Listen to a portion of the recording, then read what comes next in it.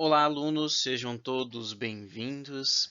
Aqui quem vos fala é o professor Bruno, professor de História de vocês. Ok, e hoje nós então estaremos, dando início a um novo conteúdo.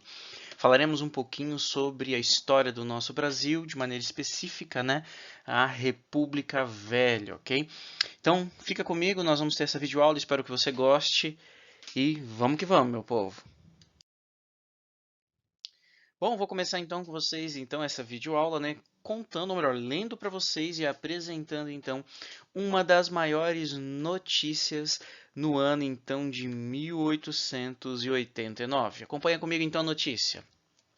A partir de hoje, 15 de novembro de 1889, vou até grifar essa parte aqui, o Brasil entra em uma nova fase, pois pode-se considerar finda a monarquia, passando com um regime francamente democrático, com todas as consequências da liberdade. Foi o exército quem operou esta magna transformação, assim como a de 7 de abril de 31. Ele firmou a monarquia constitucional, acabando com o despotismo do primeiro imperador. Hoje, proclamou, no meio da maior tranquilidade e com solenidade realmente imponente, que queria outra forma de governo. Olha só, então, alunos, que interessante. Então, essa era a notícia da época, Findou-se a monarquia, No dia 15 de novembro. Olha que interessante. Então, aqui essa notícia, ela, está falando, a respeito de um dos maiores acontecimentos daquela época. Mas dá uma olhadinha aqui interessante, olha. Olha aqui, as capas, a capa, na verdade, desse jornal, Correio do Povo. Viva a República Brasileira, Viva o Exército, viva a Armada, viva o povo brasileiro, proclamação, Olha que interessante aqui, essa capa anunciando então, que o Brasil agora se tornaria uma república, Olha interessante também aqui, ó, essa imagem, A proclamação da República no Brasil. Glória à pátria, na eterna aos heróis do dia 15 de novembro de 1889. Olha que interessante, Olha que a submissão aqui, olha, entregando a coroa, Mas dá uma olhada nessa charge aqui, olha. Eu vou até fazer uma aqui, ó, dá uma olhada nessa charge aqui. Eu achei ela bem interessante, queria que você acompanhasse comigo, ok? Ó, já pensou se a internet tivesse bombado na época em que o Brasil foi proclamado república? Então vamos ler aqui, o que aconteceria, Então um homem aqui, provavelmente com uniforme, então provavelmente um soldado, ou alguém dessa patente diz assim: Uhul! 1 milhão de curtir na página Brasil República no Facebook. O outro chega e diz assim: pesquisa aí, Liberdade, liberdade, tá bombando no YouTube. E esse homem então responde, Acho que não. A hashtag perdeu Dom Pedro II está em primeiro lugar no Twitter. E aqui ao fundo, dá uma olhadinha aqui, ó, se você conseguir observar, eu vou ler para você. O Brasil não é mais uma monarquia, Então, observa só essa crítica, Enquanto esses homens, estão comentando, falando, lá no fundo alguém nem estava sabendo, que o Brasil não era então a monarquia. Então aqui nós já começamos, a ter uma crítica, a analisar, será que realmente, o processo de monarquia teve a participação de todo o povo brasileiro? Será que essa era a vontade de todos? Bom, então vamos conhecer como ocorreu definitivamente, então, a proclamação da República, ok? Mas vamos lá, alguns fatos importantes para você ter em mente, O período de 1879 até 1930 é conhecido, como a República Velha, ok? E como que aconteceu a proclamação da República, Primeiro, os militares e as oligarquias, ok? Professor, o que são oligarquias, Seria de maneira bem simples, meu pequeno gafanhoto, um grupo, pequeno que centralizava o poder. No caso, esse poder era do campo, então eram pequenos, né, fazendeiros, ou melhor, pequenos fazendeiros não, era um pequeno grupo de fazendeiros, né, de pessoas que tinham, né, grandes terras e tinham então a intenção de disputar o poder do nosso país, ok? Na cidade, o que estava acontecendo então na cidade, né? As camadas médias e a burguesia, né, industrial, nascente, né, eles queriam também participação política, ok? A Igreja Católica, por sua vez, né, ela foi alijada, ou seja, né, ela perdeu o poder, ok? E no campo agora, então, estava vigorando a lei dos coronéis, tá? Então aqui você já começa a entender o cenário que nós temos ali, ok? Então tem os militares, tem os grandes, os poderosos, né? As oligarquias agrárias, nós temos a burguesia industrial, nós temos a Igreja Católica, nós temos até mesmo ali, né, os coronéis. Mas você deve ter observado que a população comum também está faltando aqui. Então observe, né, como que foi essa questão da proclamação da República, né? Esses atores, né, participaram e faltou então a população, o restante do povo. Bom, mas vamos conhecer então, né, os primeiros momentos então da República, como ocorreu, né, o que aconteceu. Bom, o primeiro período é conhecido, né, como República da Espada. Por que República da Espada? Porque os primeiros governantes eles foram então, né, militares, ok? Então foram governantes, né, militares. E esse período, né, se estendeu do ano 1889 até então o ano 1894. Bom, então vamos conhecer um pouquinho, né, desse período, né, o governo, conhecido como governo provisório, ok?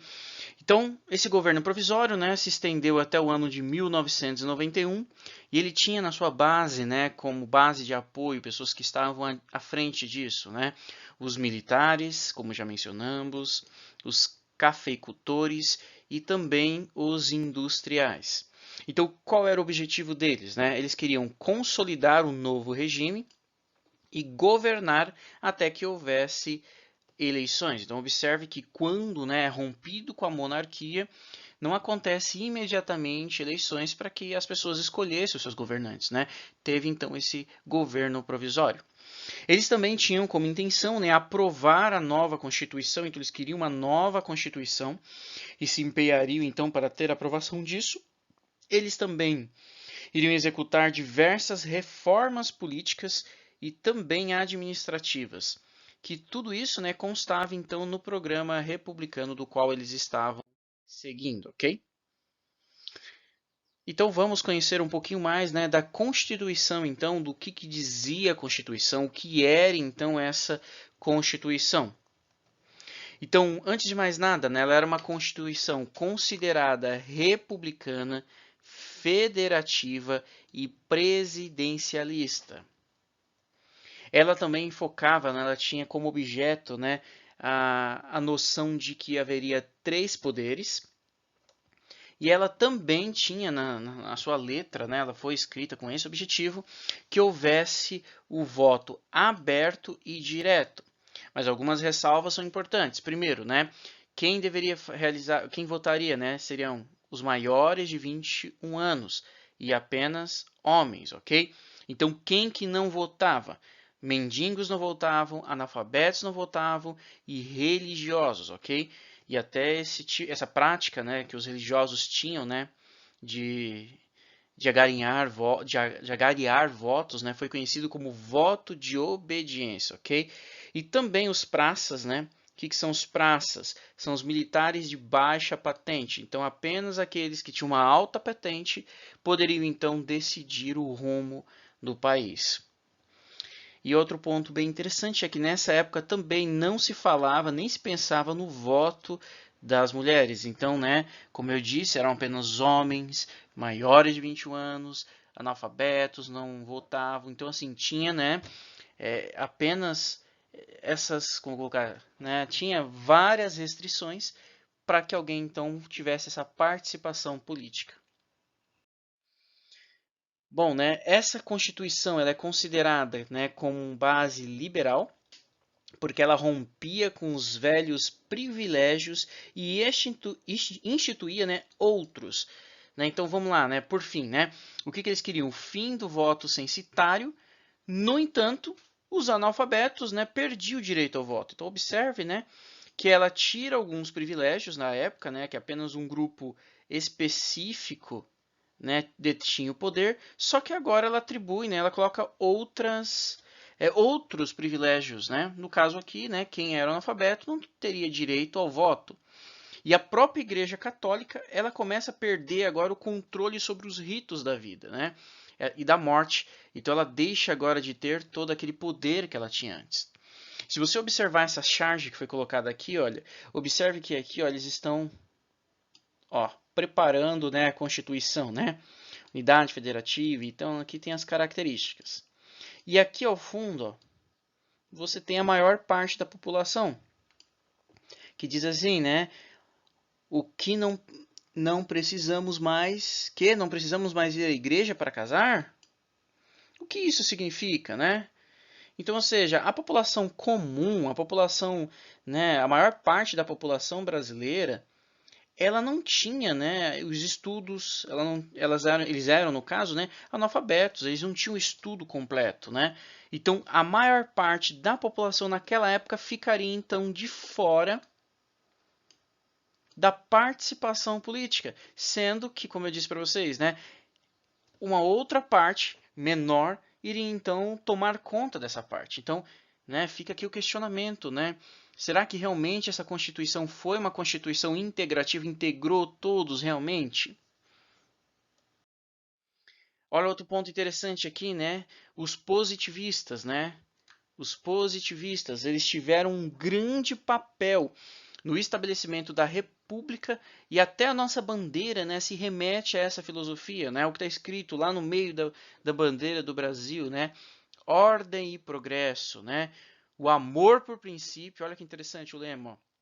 O amor por princípio, ordem por base e progresso por fim. Em geral, né, sejam civis ou militares, eles defendiam, né? Então, os positivistas, né, existiam positivistas civis, existiam positivistas militares, mas em geral o que eles queriam, né? Qual era a ideia deles? Separação entre a igreja e o Estado. Que um país, né, de acordo com eles, deveria ser governado por um grupo de intelectuais capacitados e também, né, eles acreditavam na centralização do poder. Um dos seus braços de atuação era, né, o apostolado positivista do Brasil. E a doutrina ajudou a dar um sentido principalmente ao corpo, né, o sentido de corpo ao exército brasileiro. E olha que interessante, ó, esse homem aqui, ó, é um dos idealizadores, né, da República, né? Então, Benjamin Constant, né, ele foi militar, um dos idealizadores, né, Benjamin Constant, ele foi militar, engenheiro, professor da Escola Militar da Praia Vermelha e nas escolas politécnicas normal e também superior de guerra. E ele foi ele então que fundou, né, o Clube Militar, e ele foi ministro de guerra e depois ministro da Instrução Pública. E olha que interessante aqui, né? A igreja, né, os positivistas tinham tanta influência, né, que eles então fundaram isso aqui, olha.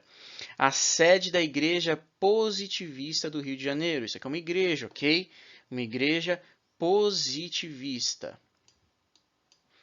E olha o que é dito ali, ó, né? Foi fundada por Miguel Lemos e ela fica na rua Benjamin Constant. E lê-se na entrada, né? Bem aqui.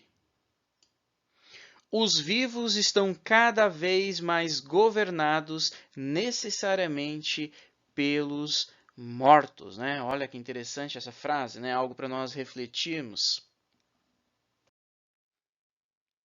Então vamos conhecer um pouquinho mais, né, sobre a República, mas de maneira específica agora sobre, né, o presidente, um dos primeiros presidentes, né, Deodoro da Fonseca, esse cidadão aqui, olha que você pode observar. Então vamos conhecer um pouquinho mais a respeito dele, né? Quais são as marcas do seu governo? E a primeira delas é a censura e repressão, ok? Isso foi muito marcante no governo dele. Para você ter noção, ele fecha o Congresso no dia 3/11 de 1891. E ele, né, acaba se desgastando politicamente, né? E os militares, observe que ele também é um militar, ok? Os militares acabam se dividindo, né? Ficam divididos ali no seu governo. E começa então, né, ou dá-se início, né, no seu governo da primeira revolta armada. E é liderada então por Custódio de Melo. Até que no dia 23/11 de 1891, ele então renuncia à presidência. Logo após a renúncia, né, assume então em seu lugar na presidência, né, Floriano Peixoto, ok? Ou o Marechal, conhecido por muitos como Marechal de Ferro, ok?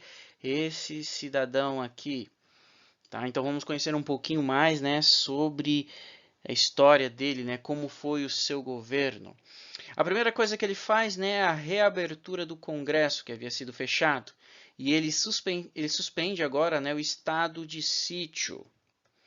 Ele derruba também, né, existe a derrubada dos governadores que apoiam o Deodoro, né, o antigo presidente. E o Floriano agora também, né, ele fazia parte de um grupo que pressionou bastante a renúncia, né, do Deodoro, ok? Então, assim, por que ele faz isso, né? Por questões de legitimidade, né? Vamos pensar um pouquinho sobre legitimidade, né? O que vocês acham, né? Era uma ditadura ou foi um governo constitucional, o governo dele e do anterior? Algo para pensarmos, não é? Olha o que diz aqui, vamos continuar aqui. Então, ditadura da salvação nacional, ou seja, ele mandou construir casas, isentou de impostos, né, os alimentos e reduziu o preço dos aluguéis.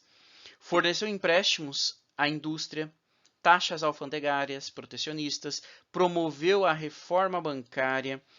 Os opositores foram desterrados para a Amazônia, ele enviou, né, quem se opunha a ele, né, para a Amazônia. Sendo assim, meus amigos, Floriano Peixoto, ele era muito popular. Muitas pessoas gostavam dele, tá? Principalmente pelas ações que ele fez aqui. Né? Por isso que muitos chamam, né, o seu governo de ditadura da salvação nacional. Mas muitos também o consideravam um ditador. Por que isso?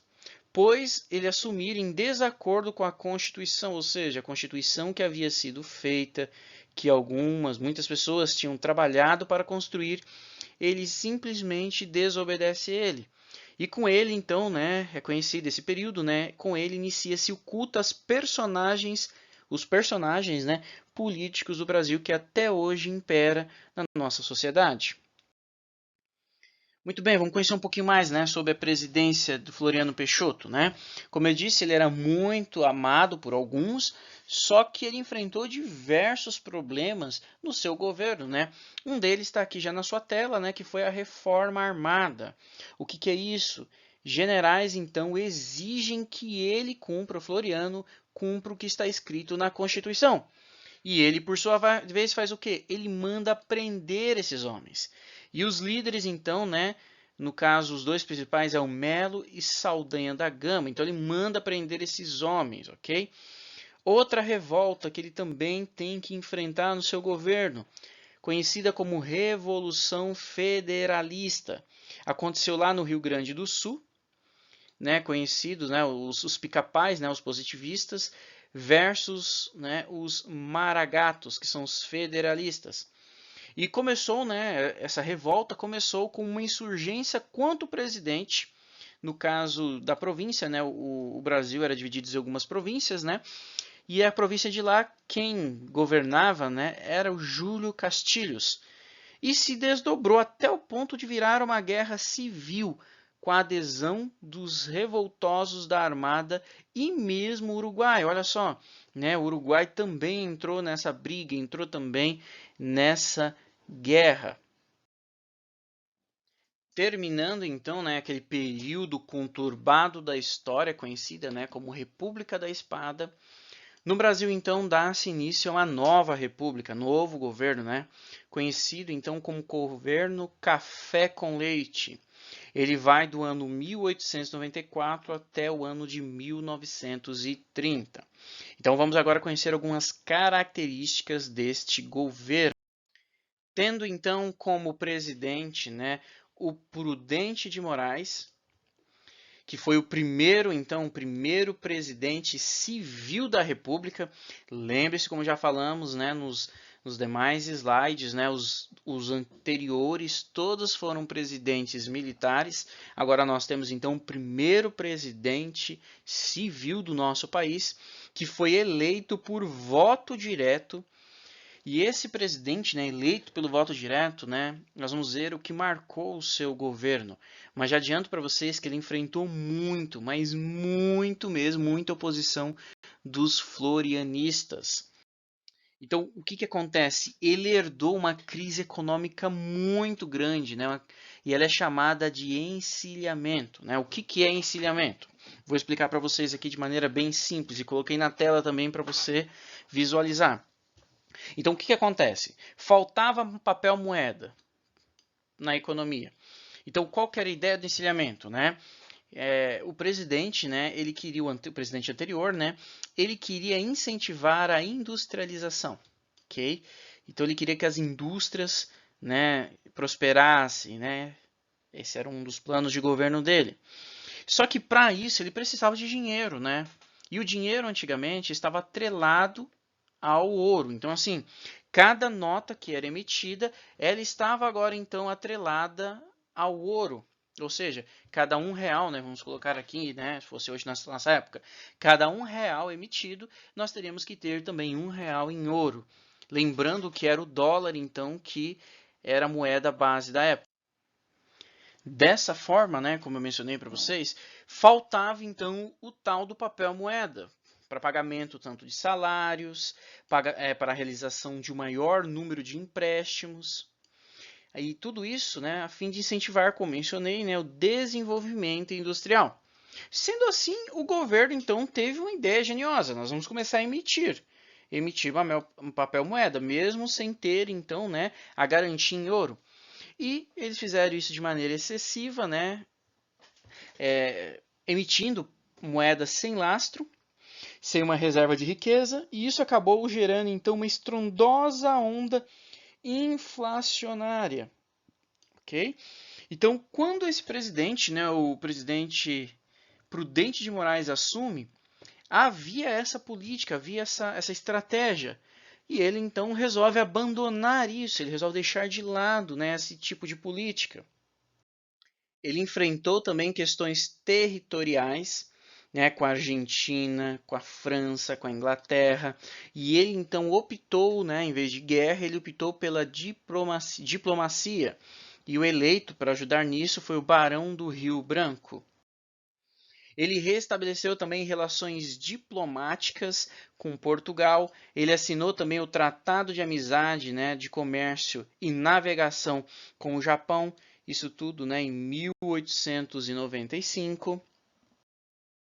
Só que assim, né, mesmo que ele tenha feito coisas boas, como nós vimos, né, esse governo, né, ele é conhecido, né, ele foi marcado por uma série de insurreições. Só para você ter noção, ele negociou o fim da Revolução Federalista, ele enfrentou a revolta da Escola Militar, a Guerra dos Canudos e sofreu ainda um atentado promovido por um oficial florianista. Essa charge aqui ela ilustra bastante um pouco de como foi o governo, né, desse presidente. Olha só, ele sempre estava em apuros, sempre apagando fogo, sempre resolvendo problemas que ele foi herdado, que havia então no Brasil. E aqui, né, como eu falei com vocês, né, houve esse tratado, né, a favor, né, o tratado com o Japão, né, e aqui nós vemos, né, uma imigração japonesa que viera aqui para o Brasil. Isso começou oficialmente no ano de 1908 e esse aqui é o navio Kasato Maru, ok? É o navio Kasato Maru e ele aportou então aqui em São Paulo, trazendo 781 lavradores, que iriam então trabalhar nas fazendas do interior de São Paulo. Após então, né, o primeiro presidente ter sido eleito, né, e ele ter passado por todas aquelas crises, assume então o próximo presidente, né, conhecido então, né, como Salles, ok? Ele governou do ano 1898 até o 1902, ok?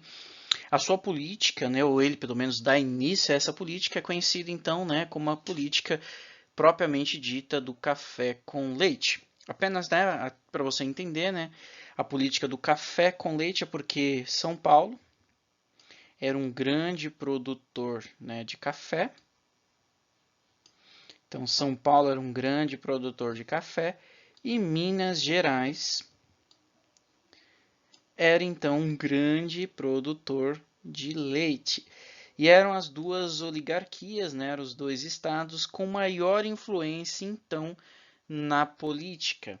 Então por isso, né, que houve então esse nome café com leite, ok? Por quê? Porque o estado estava a serviço do café, né? Estava a serviço do café, valorizava, né? Dava toda uma importância para ele. Mas fique tranquilo que nós vamos entender melhor isso no restante das videoaulas, ok? Mas o que é importante você saber que o nome café com leite é então a referência a esses dois estados que tinham maior influência na política, ok? Pois bem, então no governo de Salles, né, dá-se início, né, o Estado então fica a serviço então do café, né, inicia-se então a política do café com leite. E um ponto importante para nós entendermos é que o nosso país ele estava à beira de uma falência. A dívida externa estava elevadíssima, a inflação, os déficits orçamentários, então assim o Brasil estava à beira de um caos. Sendo assim, então, né, o governador, né, ele tenta agora, né, fazer uma negociação. Então ele negocia, né, com o Fundilon, ou seja, né, ele negocia o Fundilon. O que seria o Fundilon? Seriam 10 anos, né, mais 3 para pagar os empréstimos que foram feitos. Dessa forma, então, ele restringe a circulação da moeda, faz a penhora, a título de garantia para com os bancos credores, né, da Receita da Alfândega do Rio de Janeiro e, em caso de necessidade, né, outras alfândegas também passariam pela mesma coisa.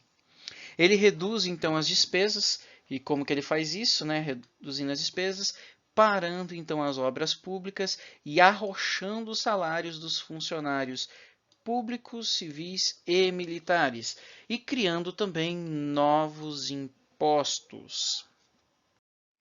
Bom, o presidente Campos Salles também, né, deu início, né, no seu mandato à política dos governadores, que consistia da seguinte forma, né?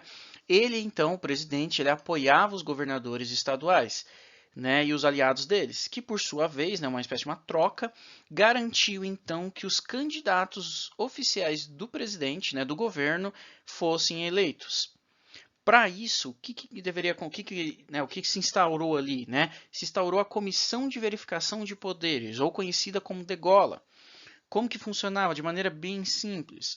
Se alguém que não fosse, então, candidato oficial, ok? Então, se a pessoa não fosse candidato oficial e ganhasse a eleição, eles, então, faziam a degola. Eles simplesmente não permitiam que ele vencesse, declaravam fraude, enfim, né? Tomava as atitudes ali para que ele não assumisse o cargo. Também eles tinham também o coronelismo, e nós vamos falar isso aqui mais adiante, mas havia também os coronéis, que garantiu então que aqueles que fossem candidatos oficiais do governo recebessem ou tivessem a vitória.